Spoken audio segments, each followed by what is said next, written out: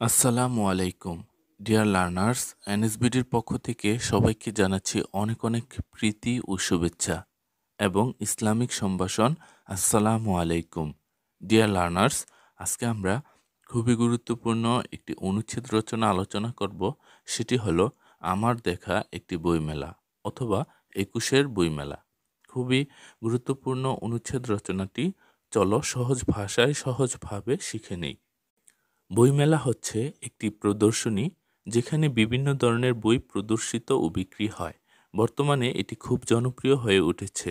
এবছর ২১শে বইমেলা পরিদর্শন করতে পেরে আমি নিজেকে খুব ভাগ্যবান মনে করি। প্রতি বছর আমাদের ভাষা আন্দোলনের সংগ্রাম ও ত্যাগের কথা মনে করিয়ে দেওয়ার জন্য ২১শে ফেব্রুয়ারি উপলক্ষে মেলাটি অনুষ্ঠিত হয়। মেলাটি বাংলা একাডেমি কর্তৃক আয়োজন করা হয়। আমি আমার কতিপয় বন্ধু নিয়ে সেখানে গিয়েছিলাম।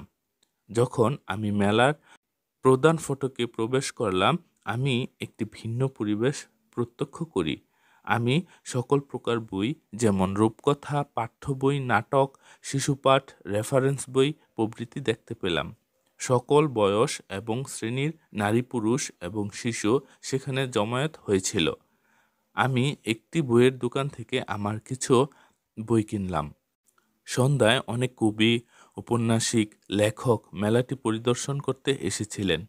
মেলার মূল প্রাঙ্গণের বাইরে রাস্তার পাশে অন্যান্য আকর্ষণীয় জিনিসপত্র বিক্রি হচ্ছিল। মেলায় সেমিনার ও বই বিষয়ক সাংস্কৃতিক অনুষ্ঠানও অনুষ্ঠিত হয়। এই ধরনের সাংস্কৃতিক অনুষ্ঠান অনেককে বই আকর্ষণীয় করে এবং এই জ্ঞানকে প্রসারিত করে। এরূপ একটি বইমেলা পরিদর্শন করতে পেরে আমি খুবই আনন্দিত হয়েছিলাম।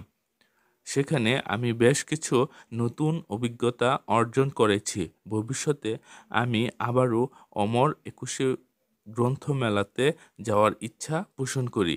তো ডিয়ার লার্নার্স, ভিডিওটি ভালো লাগলে ভিডিওতে একটি লাইক করবে এবং তোমাদের বন্ধুদের মাঝে শেয়ার করবে। Take care. আল্লাহ হাফেজ।